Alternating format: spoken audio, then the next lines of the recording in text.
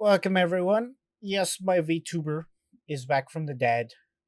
No, no, and no. I wish. I know you all wish he was dead as well, but just because my files get corrupted doesn't mean I can't bring him back. So now I get the yap about How to Train Your Dragon. And this film was very good. So, short little review. Boom. If you want to watch it, go watch it. Is it as good as the original? Well, no, but it's close, which is more than I can say for almost all of the remakes. So once again, DreamWorks is flexing on Disney because they dared to do something against the norm and make a live-action remake that doesn't make me want to drink some worst show in the big three. So, yeah, overall, it was quite good. Now, I'm gonna get into those little changes. First off, it's live action, so it cannot do some of the stuff that a normal animated show can, right? So, for example, uh, just general lighting, they can't really control the weather. Obviously, in certain scenes, it makes it look really good. Like, obviously, the confrontation between Hiccup and his father in the town hall. That was really nice. The lighting was really good there. But then other times in the original, it would be a dark, cloudy day, like when Hiccup was saved Toothless from the fact that he shot him down. Then, well, in the new one, it's bright and sunny. A nice little day. Now, is that a crazy big? Oh, this has ruined the film? No, but it's like that in every little scene. And they did add some stuff, which honestly I think kind of helps the original. Not necessarily helps it because it's still a fantastic movie, but just adds more to it, which is at least something that the remake can hold to its own. For example, Snotlout has I guess, a like small character arc where it's like, oh, I want my dad to not hate me. And it's like, damn, okay. And he does that. He runs along. He tries to do it. It doesn't work out. No, it doesn't really enhance the plot of the movie, but it gives the sidecast something to do. Also, we get more scenes with Fish Legs, being kind of a nerd and loving dragons. Also, this is a little bit of a continuity error. It's weird. It's clearly trying to do its own thing, but like at the same time, it's like trying to align itself to set up the second film better with mentioning like Hiccup's mom like multiple times. Stoic is like, "Oh, she died against those dragons," and it's like, it's mentioning her more often than in the original, because in the original, from what I understand, I don't know if they planned to bring Hiccup's mom back, but yeah, um, it's something. Now, it's not necessarily enough to like say that, oh, all these changes means that it's better. It's not going to be. If I'm being real, it really was never going to be. Like, don't act like, oh, it was going to be better because no, no. When it comes to emoting, and when it comes to facial expressions, and when it comes to designing a world and designing characters, animation, you can literally do anything. Whereas in live action, you really can't. Like, there are limitations. You can't squash and stretch the people. HR has enough problems. They don't need you trying to squash the actors, okay? Like, yeah. Now, overall, I wouldn't say there were any major changes except for one, which is Astrid. I would say Astrid is the biggest change from the original. Now, she's pretty much keeping the same character. However, not only is she a little bit meaner to Hiccup, I would say, and like she kind of hates him until the flight scene. We kind of see why, and she brings up how, oh, my family comes from nothing. I'm not a chief. I'm not anything. And so she kind of is mad at Hiccup because, well, Hiccup is the son of a chief.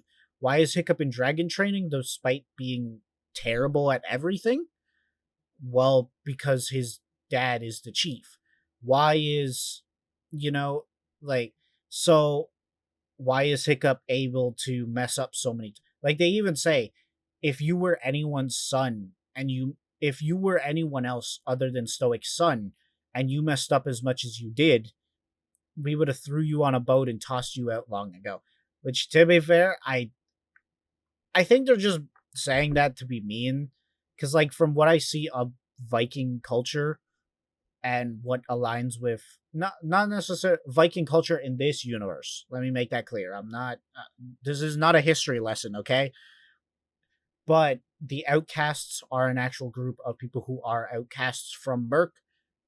That is because most of them are incredibly evil and try to usurp the power constantly and overthrow the government. Um, so there's a big difference between that and Hiccup just kind of not being good, you know? Now, yeah, but overall, Astrid is more interesting in this version. Also, they add some additional scenes with her, such as she literally gets in Hiccup's face because Hiccup gets kind of, he's trying to do his best. He's trying to flirt, or at least try to flirt. And she gets mad and, gives him the whole shtick about, your dad is the only reason you're still here. And she literally says, I have had my eye on your house. I've come from nothing. I'm going to become chief one day. And Hiccup deadass looks at her in the eye and says, yeah, you can. You'll make a great chief. And if I'm being real, my dad wished that you were his daughter and not me. And the look on her face is, oh, oh, oh no, that's not good. I should not have said that. And as the audience, we go, yeah, you shouldn't have said that. But it's that moment, it's that connection that right there that shows a understanding almost of, yeah, you come from nothing. But at the same time, you like you have something, you know? Like Hiccup literally has nothing in this film. Everyone dislikes him. I would say they're actively meaner. They cut maybe a few scenes and I know they cut one scene exactly, which was when Stoic was giving his speech. He fired up the people to beat the dragons instead of before he said anyone who stays has to look after Hiccup, and then everyone volunteered to leave. That is the only like scene that I would say maybe was like fully cut like entirely. And then you compare that to every other scene where they add extra dialogue, because this film is 2 hours. The original was like 1:30, 1 hour 30 minutes, right? So they add just extra scenes of everyone hating on people, except oddly enough, Fish Legs isn't really a hater, and like he wasn't a hater in the original, but this time he seems to actually get along with Hiccup, which is good setup for their dynamic in the future. Because if you know anything about the show, uh, Hiccup and Fish Legs are actually really, really close and really good friends.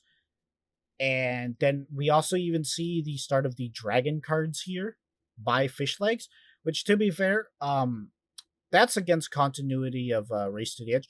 But at the same time, I'm pretty sure they're remaking all three films. So this is gonna have its own continuity. Who knows? Maybe we'll get a live action Race to the Edge. If that happens, though, I'm gonna laugh. Honestly, though, I don't think it can be done. I really don't think it can be done, because like the animation here is fine, it's good, but here's the thing: this is 2 hours. Race to the Edge. One season of Race to the Edge is like 4 hours. Okay, one season of Race to the Edge is 4 hours. There are 6 seasons of Race to the Edge. And you think they're gonna have that level of CGI throughout the entire? No. Like I really don't think it can be done. But yeah, man, I've gone on tangent after tangent, but what is my actual final analysis? Well, with decent action, decent visual, actually, no, it's more than decent. Very good CGI, just not perfect, but what is, right? So it's near, nah, it's amazing CGI, amazing character work. It expands on pretty much everything, doesn't really cut much. It, while it is a lesser version, dude, the original is like a 10 out of 10. So, like, oh no, it's 2 points worse than the original.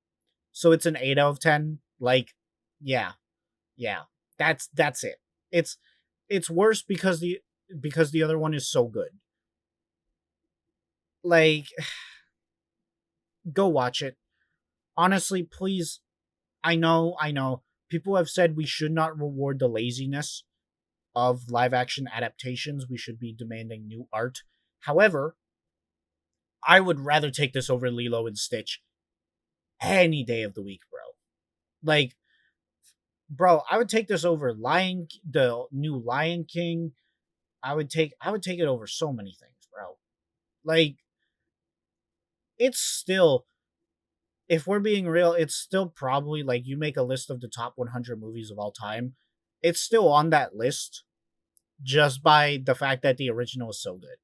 So you will enjoy it, and they still did make a good movie. It's just the originality is not there, you know? And the stuff that they did add, some of it was good, like with Astrid, and then others kind of not. Like, there was only one thing that really took, that I would say they added that took away, and that was additional scenes with the Red Death, where it seemed like kind of a bum. Like, its teeth were getting broken by like axes and rocks, and it's like, this thing is like the ultimate dragon. Like, that's what's portrayed as, and it just does not fill that role to a state where I'm like, yeah, yeah, this thing is a world-ending threat. This is what they call in the Dragon Avengers for. Yeah. Anyway, overall, watch it, enjoy it. I did. You will, unless you've already seen it. And if that's the case, tell me how much you liked it in the comments below. Because if you didn't like it, why are you still here? Anyway, yeah, this is Rox signing off because I gotta go edit.